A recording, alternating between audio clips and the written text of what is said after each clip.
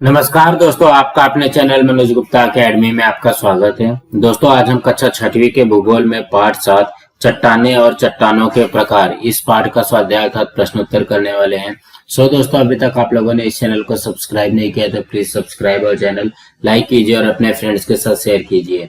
दोस्तों, आप लोग इस वीडियो को अच्छी तरीके से देख करके अच्छी तरीके से सुन करके भी इसके प्रश्नोत्तर याद कर सकते हैं। ये है पाठ 7 चट्टाने और चट्टानों के प्रकार, उसका स्वाध्याय कर लेते हैं। पहले प्रश्न में क्या दिया गया, नदी में बह आने वाली बालुका या रेती किस प्रकार निर्मित होती है, वह कहां से आती है, इस विषय में जानकारी प्राप्त करो। इसके उत्तर में आएगा पहला, अधिकांश नदियां पहाड़ों से निकलती हैं जो कई चट्टानों से मिलकर बनी हैं। दूसरा, जैसे जैसे ये बल के साथ बहते हैं इन पहाड़ों से बनी चट्टानें धीरे धीरे और स्थिर रूप से प्रभावित होती हैं। तीसरा, पानी इन चट्टानों के माध्यम से रिसता है और खनिजों को घोलता है, यह चट्टानों की संरचनात्मक संरचना को कमजोर करता है। चौथा, हवाओं और बारिश के साथ तापमान में लगातार बदलाव और तेज बहते पानी से चट्टान की सतह पर दरारें पड़ जाती है, जिससे वे छोटे कणों या चट्टानों का अपक्षय में टूट जाते हैं और वहां रेत के रूप में जमा हो जाती है। और पांचवा है, साथ ही उस बिंदु पर जहां बहने वाली नदी समुद्र या समुद्र में प्रवेश करती हैं, समुद्र के किनारे से रेत नदी के प्रवाह में प्रवेश कर सकती हैं। अब अगला प्रश्न करते हैं। दूसरे में क्या दिया गया, निम्न में से कौन कौन सी वास्तु या भवन आग्नेय चट्टानों द्वारा निर्मित है। क्या दिया गया, ताजमहल, रायगढ़ दुर्ग, लाल किला, एलोरा की गुफाएं। इसके उत्तर में क्या आएगा, रायगढ़ दुर्ग।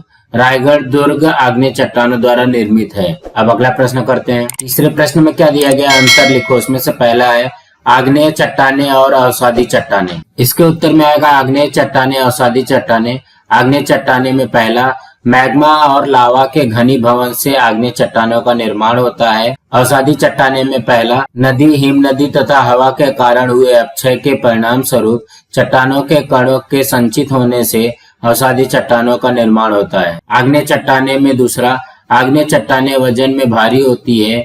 अवसादी चट्टाने में दूसरा, अवसादी चट्टाने वजन में हल्की होती है। अब अगला करते हैं। दूसरे में क्या दिया गया, अवसादी चट्टाने और रूपांतरित चट्टाने। इसके उत्तर में आएगा अवसादी चट्टाने और रूपांतरित चट्टाने।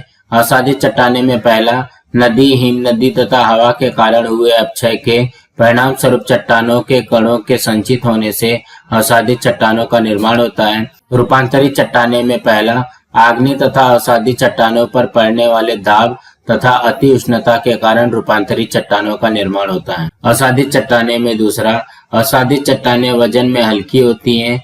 रूपांतरित चट्टाने में दूसरा, रूपांतरित चट्टाने वजन में भारी होती है। अब अगला करते हैं। तीसरे में क्या दिया गया, आग्नेय चट्टाने और रूपांतरित चट्टाने। इसके उत्तर में आएगा आग्नेय चट्टाने, रूपांतरित चट्टाने। आग्नेय चट्टाने में पहला, मैग्मा और लावा के घनीभवन से आग्नेय चट्टानों का निर्माण होता है। रूपांतरित चट्टाने में पहला, आग्नेय तथा अवसादी चट्टानों पर पड़ने वाले दाब तथा अति उष्णता के कारण रूपांतरित चट्टानों का निर्माण होता है। आग्नेय चट्टाने में दूसरा, आग्नेय चट्टाने मूल चट्टाने होती हैं। रूपांतरित चट्टाने में दूसरा, रूपांतरित चट्टाने मूल चट्टाने नहीं होती हैं। अब अगला प्रश्न करते हैं। चौथे प्रश्न में क्या दिया गया, महाराष्ट्र के निम्न स्थानों पर कौन सी चट्टानें प्रमुख रूप से पाई जाती हैं। पहला, मध्य महाराष्ट्र, यहाँ पे कौन सी चट्टानें पाई जाती हैं, बेसाल्ट चट्टानें। दूसरा क्या दिया गया है, दक्षिण कोंकण, यहाँ पे कौन सी चट्टानें पाई जाती हैं, लैटराइट चट्टानें।